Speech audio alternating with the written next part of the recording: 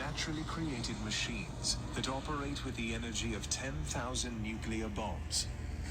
They're tropical storms with wind speeds that can reach up to 230 miles per hour, capable of generating enough electricity to power the entire United States for months. They are tropical cyclones. In the Pacific Ocean, they're called typhoons, and in the Atlantic, they're called hurricanes. When I first heard that, I had to pause. 10,000 nuclear bombs, one storm with the strength to move entire cities, uproot trees, and scatter lives across miles. That's not just a weather pattern. That's raw power. But here's the thing. Every storm has a name. Every storm has a path. And every storm has a season. And as I think about that, I realize so do we. Welcome back to Ink and Impact, the podcast where we take life complexities, the ink of our stories, and turn them into impact that lasts. Today, I want to talk about hurricane season. Not just the one on the news, but the one in your life. The one you can't see coming. The one you feel deep in your bones before the clouds even gather. Because if there's one thing I've learned, it's this. Storms don't schedule appointments. They don't knock before they enter either. And they rarely travel alone. But the same way meteorologists prepare us for hurricanes, God prepares us for life storms as well, if we're paying attention. So, let's start with the science.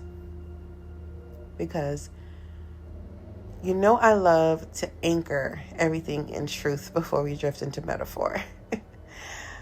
Hurricanes, also called tropical cyclones, are born over warm oceans near the equator. Okay? They thrive in heat. They need at least 80-degree water to survive and strengthen. Without that heat, they fizzle. They fizzle out before they even begin. Isn't that something? Heat is both their fuel and their weakness. Too much cold water and the storm dies. But as long as it stays in the warmth, it grows stronger and stronger until a Category 5. One of the most destructive forces on Earth. Now, here's where it gets interesting. In our own lives, storms often form the same way. They start in a warm place, usually close to heart. A conflict, an unchecked emotion, a temptation. We let simmer too long. And just like hurricanes, these storms gather energy from what we feed them. The more heat, the stronger the storm. Matthew chapter 7, verses 24 through 27 says it best. The rain came down, the streams rose, the winds blew and beat against the house. Yet it did not fall because it had foundation on the rock.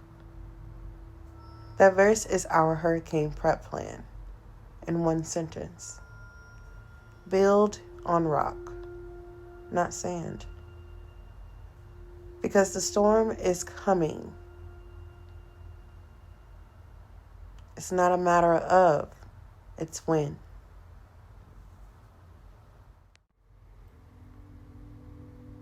And here's another fact. Hurricanes rotate.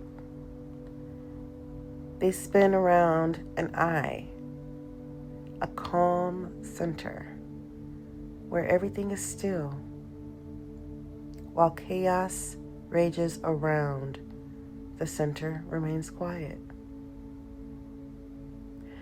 That's the Spirit of God in us. That's the peace that surpasses all understanding. That calm center that doesn't change even when the outer bands are tearing everything apart. But only if you stay in the center. Some of us keep running to the outer bands of our life.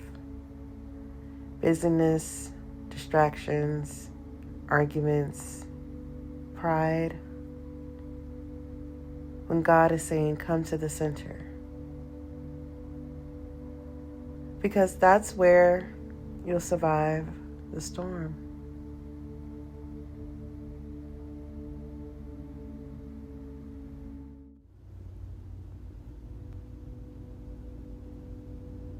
The story of Hurricane Katrina is not just about loss. It's about resilience, rebirth, and the fight to hold on to identity when everything familiar has been washed away. And in the midst of that chaos, something beautiful happened. Sports became a source of hope. Basketball became more than a game. It became a reason to gather, to rebuild, and to believe again. The scene from the movie Hurricane Season captures that spirit perfectly. A coach standing before his team, not just players, but a young team of young men who had lost homes, family members, and a sense of security, reminding them of what it means to never give up. Listen to this.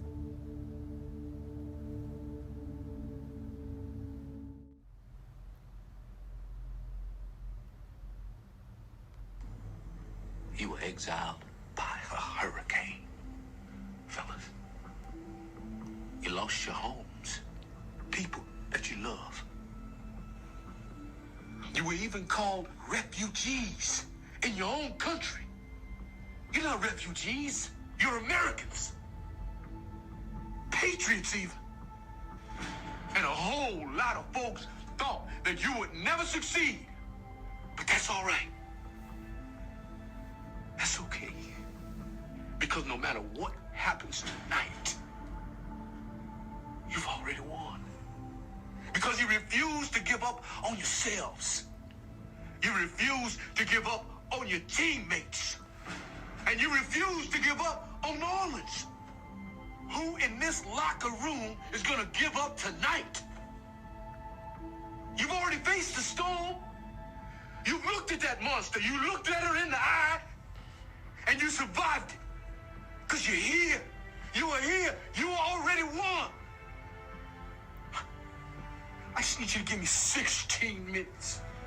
You give yourself 16 minutes of your best. And win or lose, you will always have this moment. You will always have each other. And you will always have yourself. Who wants to play some basketball?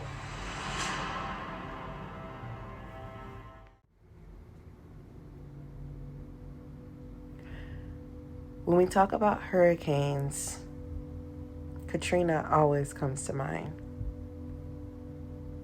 It's been 20 years. 2005, one of the most deadliest hurricanes or storms in the U.S. history. Winds hit 175 miles per hour. Levees broke Entire neighborhoods in New Orleans were swallowed. Families lost homes, history, everything. But here's what stood out to me. After the water receded, people rebuilt. Not overnight, not without pain, but brick by brick, community by community, they came back.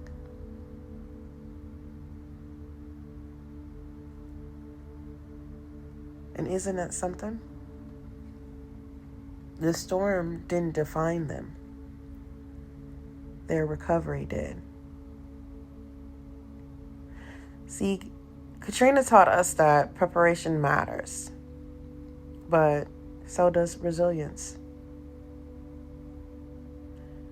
Life will flood your streets sometimes. It'll strip away comfort and convenience. But even in devastation, there's a foundation worth rebuilding on. The question is, what's your foundation? Is it sand that washes away or solid rock? Jesus said in Matthew 7, verses 24 through 25, everyone who hears these words of mine and puts them into practice is like a wise man who built his house on the rock. The rain came, the streams rose, and the winds blew and beat against the house, yet it did not fall. That means the storm came. It wasn't avoided, but the house stood firm.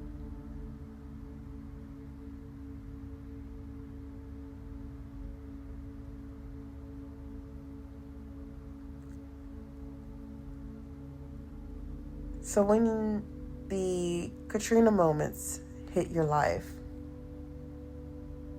when everything feels submerged, what keeps you grounded? What keeps you grounded?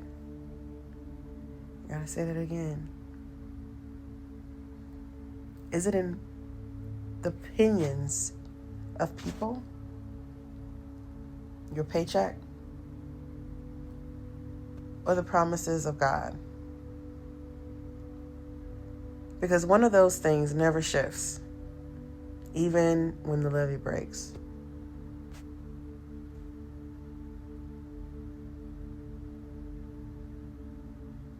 If you're in a storm right now,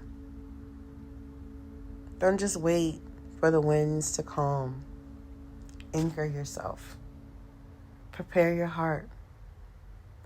Surround yourself with people who can help you rebuild when the floodwaters recede. And remember, your story doesn't end with the storm. It begins with how you rise after it.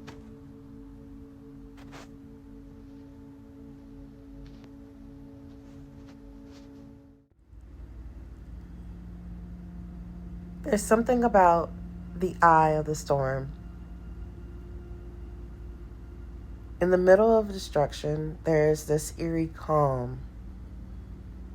No wind, no rain, just quiet. But here's the catch. It doesn't last. The other side of the storm is still coming. That's life, isn't it?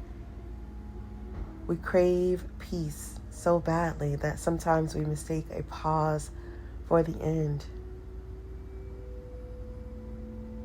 But storms don't disappear just because we found a little calm.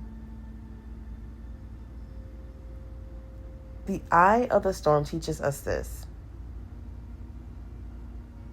Peace isn't found in circumstances. It's found in the one who never moves. No matter how many miles per hour the wind blows. In Philippians chapter 4, verse 7, it says, "And the peace of God, which surpasses all understanding, will guard your hearts and your minds in Christ Jesus."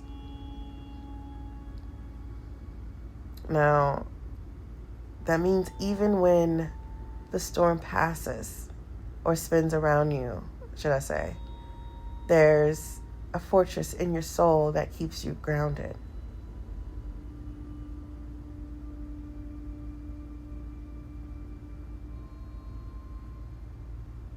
So maybe you're in the eye right now. Things feel calm, but you know chaos is waiting on the other side. Take this moment to breathe, yes, but also prepare. Speak life over your situation. Anchor yourself in truth. Because peace is not the absence of trouble. It's the presence of God in the middle of it.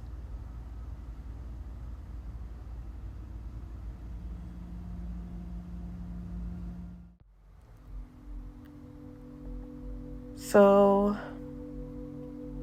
what do we do after the storm? Here are 3 truths I want you to hold on to. Number 1, prepare before the flood, before your foundation, now, spiritually, emotionally, and financially. Again, spiritually, because your spirituality for your relationship with Him all depends on your emotional outcome and your triggers that happen when you are going throughout your day-to-day life. And that helps with your triggers when it comes down to your finances. So they all are intertwined. The storm isn't the time to start looking for the shelter. You need to prepare now.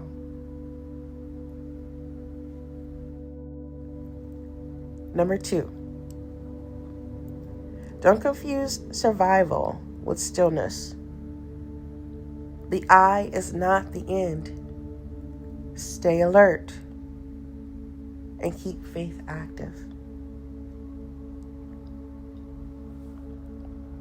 What does that mean, right? It means don't confuse survival with stillness, literally. Literally.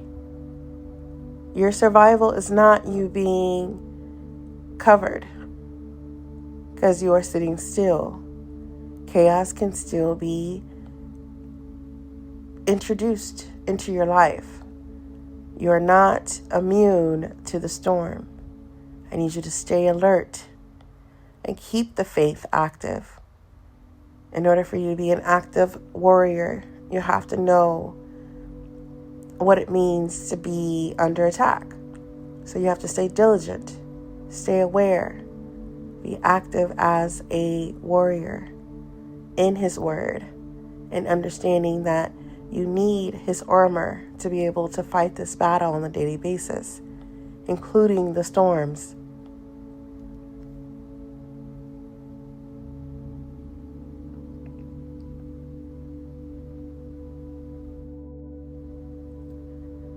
Number 3, rebuild with purpose. When the waters recede, don't just put life back the way it was. Build it stronger, wiser, and deeper in God. I need you to reflect on that one. The only way to rebuild with purpose is to understand that you went through the storm. Okay? You got out of the storm. You came out wiser, stronger, deeper in God's faith, in God's understanding of what it means to have the waters recede and be out on the other side. To understand that the storm will come, but you are prepared for the fight because you came out stronger in the past one, in the one prior.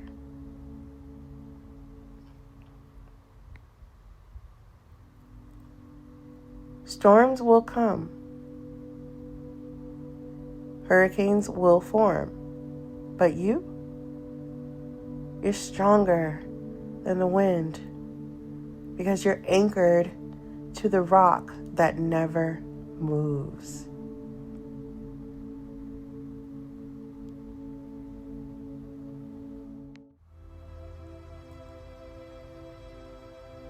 Thank you for joining me on this episode of Ink and Impact. If this spoke to you, share it with someone who needs a reminder that storms don't last. The strong foundations do. And also hold on to the rock in your life, which is God.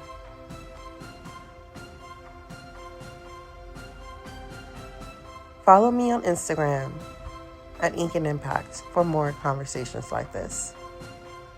And hey, don't forget, my iLily collection is still live. Planners designed to help you stay grounded even when life spins. Until next time, stay rooted, stay ready, and keep building even after the storm.